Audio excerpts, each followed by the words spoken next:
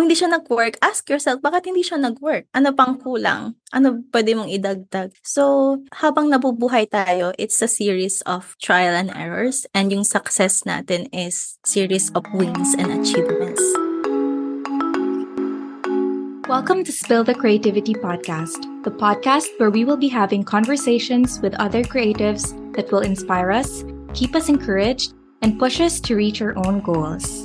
This is the place where we will be acknowledging the hard truths because while this path is fulfilling, the truth is there's no easy way to do things. It all takes hard work. We are going to be talking about the good and the bad about choosing a creative career.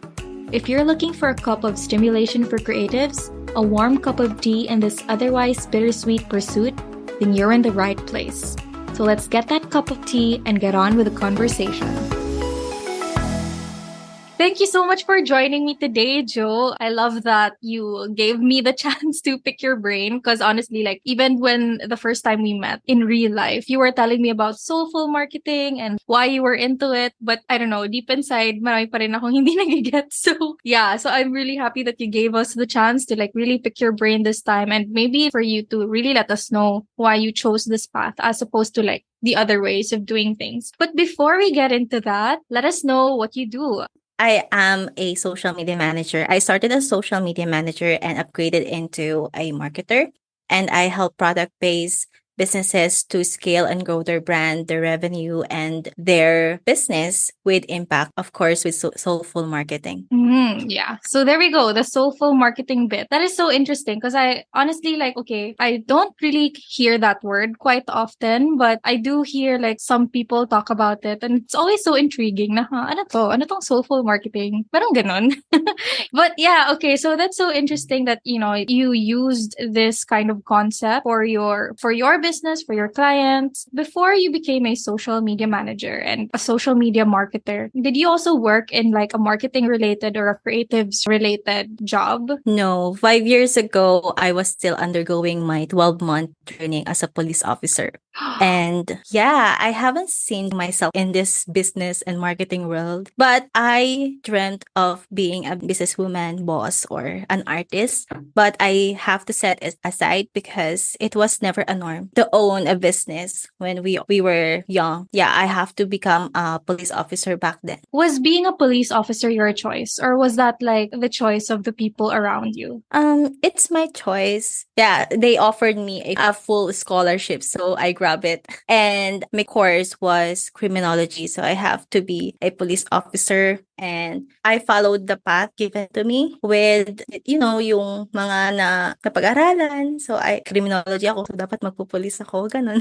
And feeling ko that's very normal. A lot of us, like, how young were you during this time? Mga 19, 18? Yes, 19. When you're in that age, usually you don't know what to do. So minsan parang you just let the universe like take its course na kung ano yung nandyan, grab the opportunity. But from being a policewoman and eventually you went into this business, like how did that happen? What was like the thought process that was going on na parang, you know what, this is not for me. I'm gonna try something else. So, I quit my job as a police officer when I was diagnosed having a bipolar disorder. So, 2 years ago, nasa pinaka-lowest ako. So, wala akong lahat. And I was starting my healing journey that time. And my therapist asked me what is my genuine happiness looks like and what do I want to do. And during pandemic, nandun na diba, lalong wala na kasi nag-pandemic lalo. Tapos hindi ako makabalik sa police officer because I have to complete my session and mag-heal muna. And then, wala na akong pera, di ba? I was at my lowest and wala na akong choice. I have nothing to lose. And nakikita ko yung mga freelancing, mga courses noon.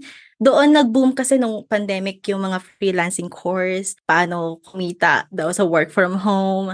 Ayan, so I took yung course. May isang course doon na tinuturuan how to start as a freelancer. And sabi ko, I always wanted to work from home. And yung maging writer o kaya online sa business, yung I can do everything that I want. And I grabbed the opportunity because I've been always a creative child. I write, I draw, I paint, I sing, I dance, I play instruments. And I don't know how to monetize it. And nung nakita ko na, okay, kumikita pala sila dito. Pwede palang i-offer as a skill yung kaya mong gawin. And yun, nag-explore ako and here I am. Ang dami nang naabot, di ba? Kaya nga, and wala lang, like with the other guests that I've also asked, feeling ko sobrang, ano talaga, ang daming na-trigger sa pandemic na parang really like when you are in your lowest point, because a lot of us really had to restart during the pandemic. A lot of us didn't exactly lose our jobs, pero a lot of us had that, life and death, parang realization, especially during the time na wala pang vaccines, nobody knew who's gonna die next. It also kind of sucks na we had to be in that life and death situation for us to really realize what is it that we want to do. But I think the good thing for all of us now, well, at least like for the people whom I've interviewed, we listened to this inkling. And I'm also really happy that you shared with us about your journey, like your healing journey, because not everybody is brave enough to set aside time and actually acknowledge the fact that we need healing. Maybe you can share with us more. How was the healing journey like for you? Like, I know like it doesn't necessarily look like rainbows and butterflies. And also, how did this healing journey help you really find out what it is that you wanted to do? It starts with awareness. So I practice self-awareness and I slow down and stop thinking about what other people think about me and what is the norm. I have to cut yung connection ko with the reality first. So I focus on myself, ano ba yung gusto kong maramdaman, ano yung nararamdaman ko ngayon, bakit ko to nararamdaman, and nag-lead yung sagot ko na, okay, gusto ko kasi mabuhay ng simple, masaya, and comfortable. Yun yung pinakang purpose ko sa life na ayoko nang sumunod kung ano yung normal na nangyayari sa mundo. And, di ba, yung fast-paced na world, you should hustle, you should earn this much, or dapat mag-work ka. Ang na-realize ko na hindi to yung gusto ko yung I will live on my own terms. And the only parang solution for me is to do what I love to do. So parang mag-earn ako ng money, masussustain ko yung living ko or masussustain ko yung life na gusto ko at the same time nagagawa ko yung gusto kong gawin. So it takes a lot of courage and time din to realize that. And kung kailangan mo ng professional help, pwede. Nandyan sila and ang dapat mo lang gawin is to ask for help. Yes, I love that. Yeah, you really have to acknowledge na you're in the place where you need other people than just yourself. Because sometimes, diba, we get so stuck in our heads. Kasi most of us, well, at least for me, I'm an overthinker and I really talk to myself. And then, sarili ko lang yung kabatuhan ko ng thoughts. So obviously, that's not going anywhere. Yun nga, it just bounces back. So if you feel like you really need to have other people aside from the sound of your voice to give you more direction, don't be afraid to reach out. If there's anything that I learned also based on my experience, alam mo, isa yun sa mga regret ko. Medyo sinisisi ko din yung hustle culture. Kasi merong certain pressure na I'm a strong, independent woman. Girl boss era, ganyan. Tapos pag girl boss ka, I have everything together. So parang feeling ko, yun talaga yun yung ine-embody ko. And for me, being a girl boss is, yun nga, I have my shit together. So why am I gonna ask for help? Feeling ko, had I asked for help sooner, edi sana na fast track pa yung growth. Alam mo yung, hindi na sana ako napunta kung san-san pa. Parang ano siya no? Nandun yung pride mo as a girl boss. Ay, dapat hindi ako magtatanong kasi dapat sila yung magtatanong sa akin or magaling ako girl boss ako. Oo, magaling ako, strong ako, ganyan. That's also like one of the things I learned na in order for you to be strong, you have to be vulnerable also. It's like a balance. Yes. Isa din yan sa sinasabi ko sa soulful marketing. Kapag kasi gusto mong i-communicate yung brand mo or yung sarili mo, you should also tell your weaknesses, your vulnerability, because telling your vulnerability is your strength as well. Yes, and you know what? Yesterday, I just spoke with Vincent. You probably know him from Likha Summit. And that was also one of the things that we talked about na vulnerability isn't something that we should hide. In fact, well, hindi mo din naman i-weaponize, no? Hindi mo siya i-monetize. Pero use your vulnerability to share your story. Kasi people would really learn from your story. And I think that's what you're doing now. So, yeah. ako naiiyak. Ganun talaga, no? Kapag ang pinag-uusapan nila sa deep ng ating self. So a while ago, you mentioned this business or like being a social media marketer. You mentioned that this wasn't something that you saw 5 years ago. But you also mentioned, like in that same sentence, that same paragraph, now when you were younger, you have always been a creative person. Mm-mm. So why was this something that you didn't see for yourself? Kasi hindi naman ako makakapag-aral ng college sa art class. Kasi sabi sa akin, wala namang ganun art class or kung meron man, mahal daw. Or hindi ka naman kikita dyan. Dapat magtrabaho ka. May sinasabi pa mag-nurse ka, ganyan. Or mag-teacher ka. Kasi doon dapat proud sila kapag ganun ka. Kapag ganun yung course mo. Sinantabi ko na lang, baka hindi siya ganun. Kasi bata pa tayo hindi pa natin alam na pwede pala yun. So, sa sinasabi ng mga matatanda sa atin or ng mga magulang natin, na no-normalize na lang sa atin na, baka hindi talaga siya ganon sa totoong buhay. So, dapat sundin ko yung sinasabi nila. Ganon. So, sinet aside mo na lang siya sa ilalim ng brains mo and ng puso mo, di ba? Yeah, and I totally agree. And I also can't blame our parents and like, like the older people kasi yun yung reality nila That was the norm nga. Feeling ko yung pinaka-trigger sa akin na maniwala na there's really no money in like the creatives was there was no proof. Nobody else around me was doing it na I could look up to. Mm-mm. And if I point out people na, bakit si ganyan? Ang sasabihin sa akin ng parents ko, matagal na silang mayaman, kaya nila yung gawin. Or may connections sila, kaya ganyan. O tayo, wala tayong pera, wala tayong connections. Anong kakainin mo? Hindi, ito na, magtatrabaho na ako.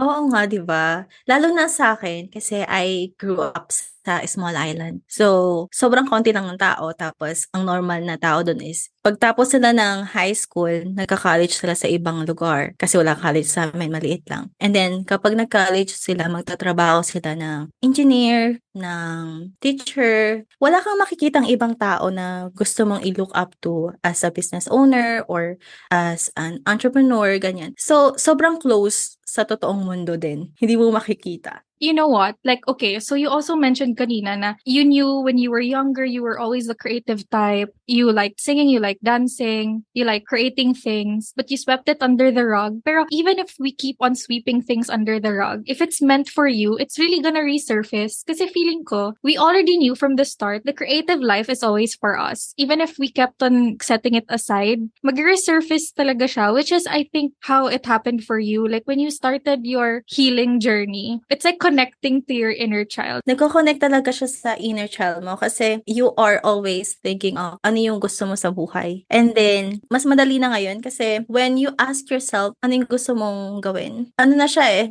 open na yung mundo for that. Social media na and nako-cultivate lahat ng talents, lahat ng ideas sa social media, sa online, mariresearch mo lahat and there's always a way for you to get outside of your box. We are now presented with so many opportunities. Ang dami ng resources. If you really want to do something, there's going to be a way. And based on the conversations I've had then with other people on this podcast, if you won't make a way, your surroundings, like the universe, God, will do something for you para ma-realize mo yan. Yes. Parang yun na yung naka-destined sa akin and nakasarado lang kasi siguro yung vision ko or yung eyes ko for that kasi hindi ko pa alam na it's possible. And nagiging close-minded tayo sa mga bagay na hindi siya normal na ginagawa ng ibang tao. And then, yung darkest side ko na yun, yung pinaka-lowest ko na mga situation is, dun ko na-realize na baka ibang path yung para sa akin.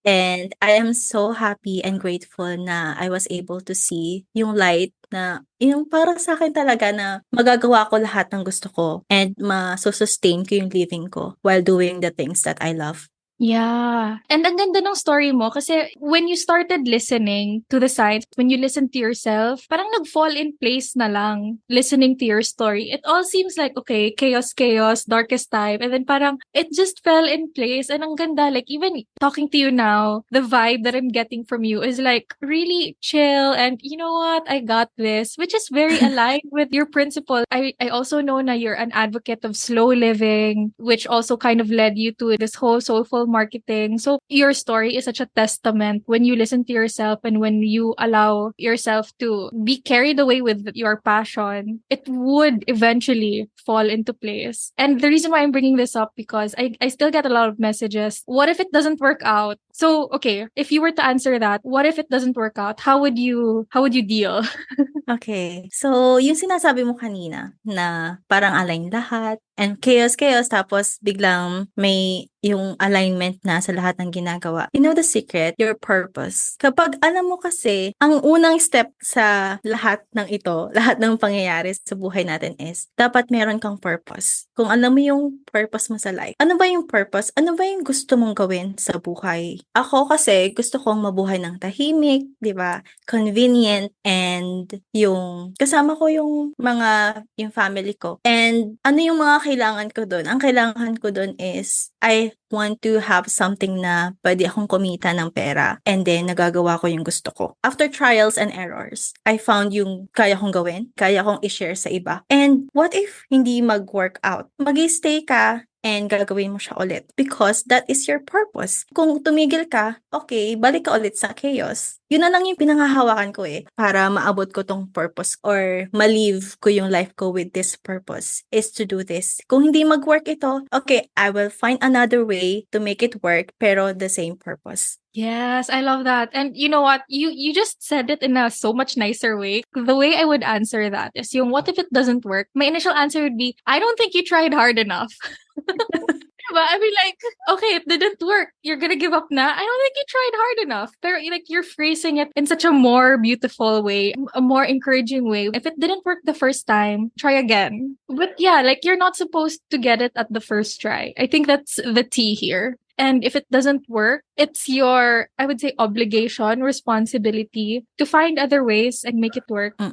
Maganda nga yun kasi nag-try ka ng isa. Kung hindi siya nag-work, ask yourself, bakit hindi siya nag-work? Ano pang kulang? Ano pwede mong idagdag? So, habang nabubuhay tayo, it's a series of trial and errors. And yung success natin is series of wins and achievements. Yeah. I also want to add, kasi feeling ko, one of the reasons probably why you want to give up right away is your purpose isn't strong enough. Yeah. Maybe your purpose isn't your purpose. Kasi if super strong yung why mo, yung purpose mo, hindi ka talaga mag-give up. Yun yung promise ko sa sarili ko. Kasi alam ko na ayoko na talagang bumalik sa 9 to 5 and all that. I would literally do whatever it takes to make this work. If I fail today, I promise I'm never failing tomorrow. So, yeah. Okay, let's go back to the way Joe would phrase it para mas ma-encourage kayo.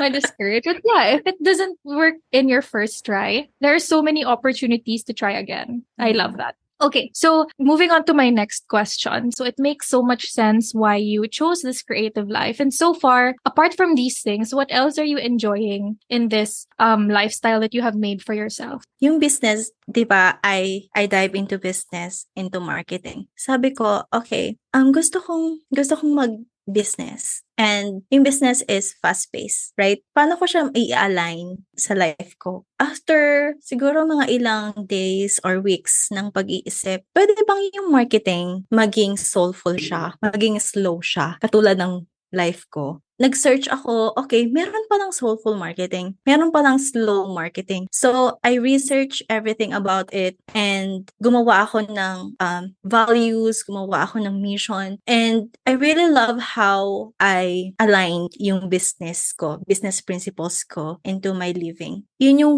gustong-gusto ko na nangyari sa buhay ko. Lalo na nung sa slow living, I thought that if I practice slow living, I can't do business na. Or parang pupunta ako sa ibang direction ng slow living because I have to do marketing, I have to do business to be able to do something na business and it's aligned to my slow living and to what I value the most, yung peaceful life, yung slow pace, and it is just awesome. We have this notion that if you're gonna choose business, if you're gonna choose to be like in the world of business, it always has to be fast-paced. Otherwise, like we have all these fears na if we're not gonna subscribe into that kind of pacing, right? If you're not gonna hop into the trend, if you're not gonna hop into like this train, quote unquote, parang mapag-iiwanan ka. I love how you said it na you don't have to choose between soul living and business. both of them can coincide, both of them can work, which is a really great segue for my next question. So soulful marketing is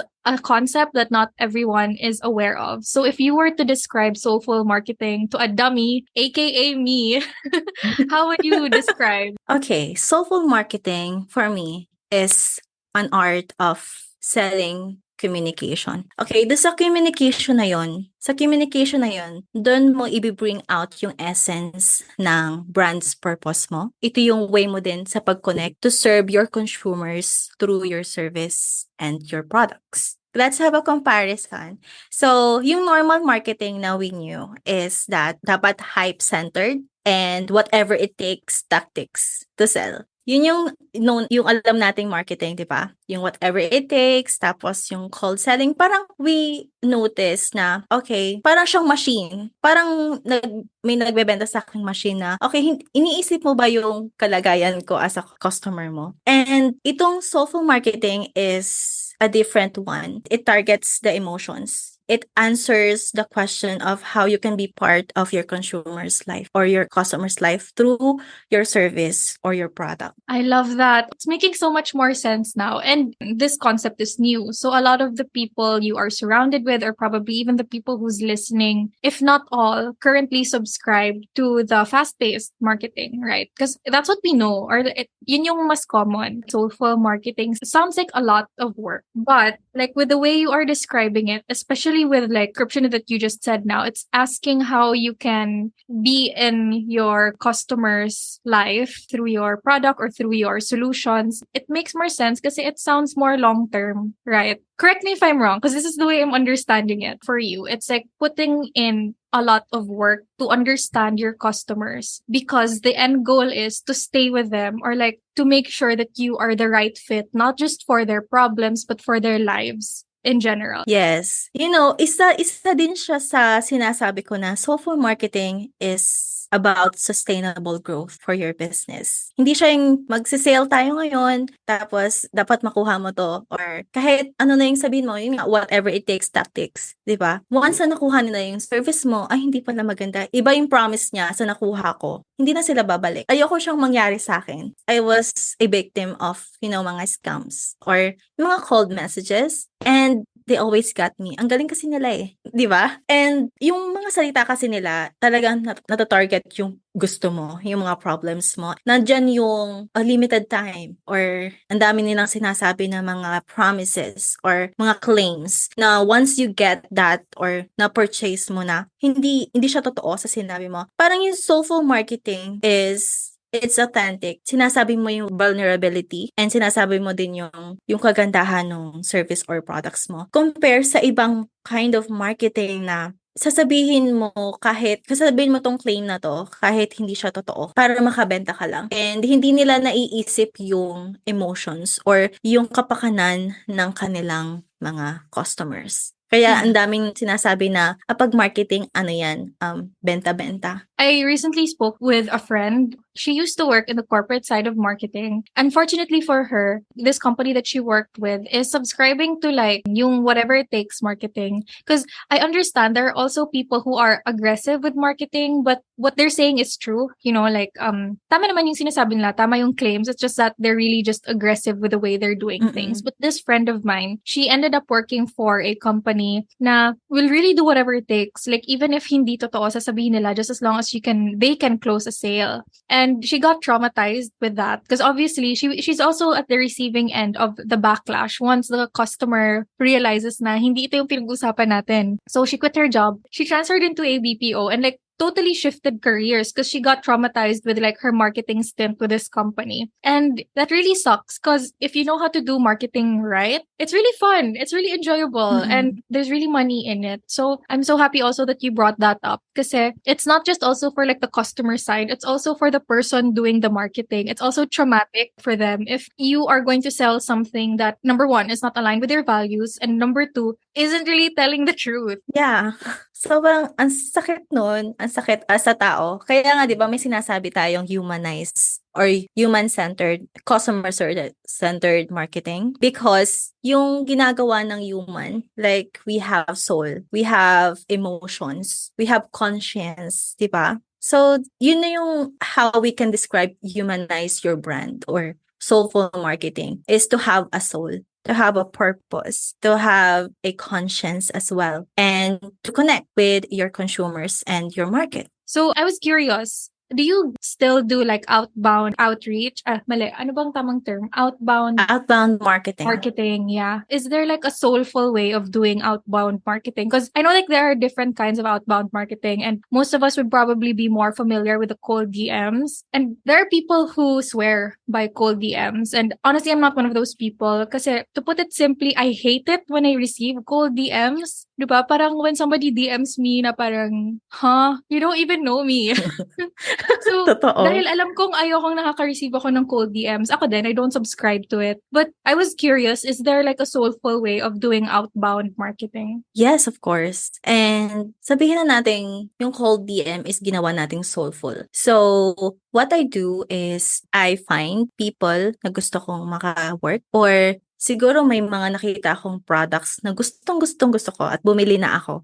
Gusto ko silang maka-work. I engage with them. I connect with them and magre-research ako ng about their purpose, about their mission. Diba, ganun naman yung mga brands and mga businesses. Kapag align sila sa gusto kong maka-work or align sila sa business values ko, I engage with them. I support their brands. Nagko-comment ako, nagre-reply ako sa stories, and then kapag na-warm up na sila or sumagot sila sa comment ko or sumagot sila sa story replies ko, saka na ako mag-engage with DM. So, it's not like cold DM kasi no warm up na siya eh. And I really hate din yung maka-receive ako ng mga ganong klase ng DM. Yung sinasabi na, oh my God, I love your brand. I idolize you. Tapos makikita mo hindi ka naman pinalo. Oh.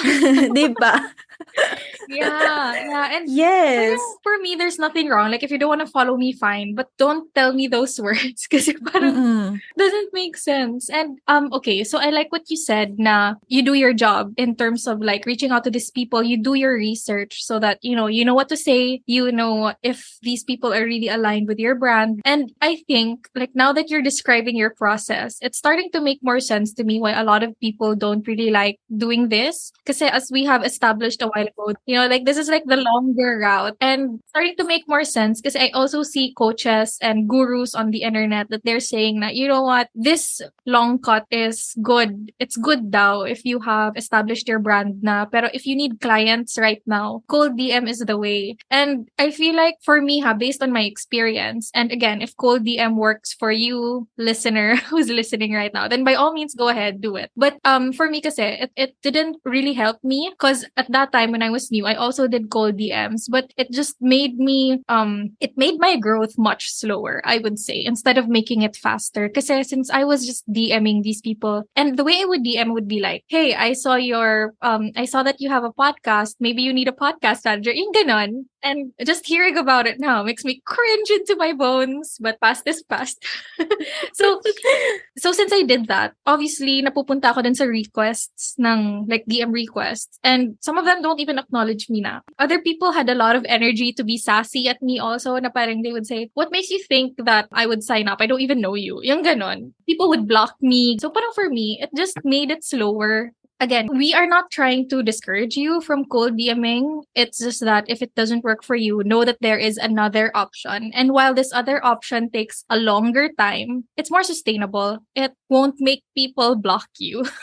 Yes. That's why I tell everyone that soulful marketing or slow marketing is not for everyone. Kung gusto mo ng mabilis na sales, kung gusto mo ng one time, big time, ganon, it's not for you. And if you value yung sustainability, if you value yung connection and emotions, yung soulful marketing is for you. It's not for everyone. As you have established, even at the first second of this interview, you already said that your goals were this. These were your set of goals. These were your set of values. This is the lifestyle that you want to live. So obviously, if you want a soulful life, if you want slow living, then the soulful marketing would really be aligned to you. But if that's not your goals, those aren't your values, then this won't work for you. And Okay, so there's this thing that I've seen on the internet, and like coaches and gurus would also post about this. They would say, all you have to do is to detach yourself. Back then, it made sense for me na parang, okay, para hindi ako masyadong malungkot if they would reject my offer, I would detach myself. But then slowly, I'm starting to see the negative side of it because I'm detached. I realize na I don't really care about this person. Na parang, I just see this person as a walking dollar sign. So parang, I had to take a step back and ask myself, do I really want to be detached from this whole thing? For me, when I started asking myself that question, the reason din ayokong ma-detach kasi ang hassle masad pag pag na-reject ka, parang ang hassle Oo. masad. But the way I see it is you just really have to understand that this is a business. Just because this is a business doesn't mean that you shouldn't care. You can still care, but you just have to manage your emotions and understand or accept it at the onset that not everybody will sign up for your offers. Mm-mm. Instead of like saying na you should detach yourself from your business. Kasi parang pag ganun, it seems that you don't really care and you're just there for the numbers. Mm. You don't have a brand soul na. You don't have a soul na kasi you detach yourself na. Yeah. And I'm only getting that like recently lang na parang, okay, what was I doing? And it makes so much sense. I'm really happy that we're talking about this. So my next question would be, what do you like most about this practice? And I know that you talked about a lot of the good sides of soulful marketing, but as a service provider, what is that one thing that you think you can provide to your clients that is not something that other marketers can do? Like only a soulful marketer can bring. I've got to talk to different kind of entrepreneurs and small business owners, and nakikita ko na iba't iba sila ng gusto. And one thing that I can't forget, kapag during discovery call, they share their brand story. And I always ask them, what is your story? Why did you build your brand? And they started crying. Yes. Oh my gosh. And I remember the first time that I met you, you were Mm-mm. also telling me na after the discovery call, you were crying. And I'm like, girl, she's weird. Oo, kahit yung mga discovery call pa lang, they are crying. I mean, humahagulhol na sila. Ilang clients ko na yung during discovery call, humagulhol sila. And I really love kung bakit, kumaga, they tell me na, bakit umiiyak ako sa'yo? Ganon. So, parang, okay, siguro kasi nata-target ko yung pinakang ilalim. Gusto ko kasing malaman, why do you do this? Kasi, so, as an empath kasi ako, so, nafe-feel ko yung gusto nilang gawin and na-align ko yung energy ko sa pag-handle ng brand nila. And I have this client na ngayon, and during discovery call, may sinabi siya na ayoko nung marketing na masyadong maingay. So, Aligned. oo, sabi ko, okay, pinangalabutan ako. May ganun pala talaga na mga business owners na ayaw nila ng maingay ng marketing. Gusto nila yung stable, and then yung more emotions. And yun nga, soulful. Yes. Meron talagang pros and cons ang lahat ng bagay. So if you want to do it in the fast-paced na mako-close mo siya agad, usually if you subscribe to like the fast-paced one, fast-paced then yung turnover. Mm-mm. If for like the soulful marketing, since it's like you really invested time and you really invested, like research to get to know this brand. Again, like to your point earlier, it's more sustainable. Parang matagal nga yung time na inallot mo to really know the brand and to really study the brand. Parang mas long-term naman siya in that sense. So, yun, parang pili ko choose your fighter lang din talaga. Yeah. And yung parang nakikita ko structure ng soulful marketing is isa siyang maliit na dots muna, which is your brand soul. And then, kapag nakagawa ka na ng community, may lalaki na siya. And then, yung community mo na yun, tutulong sa'yo to build more or to scale more. Your clients will help you grow more and more and more. So, it's sustainability. May workshop ka ba nito?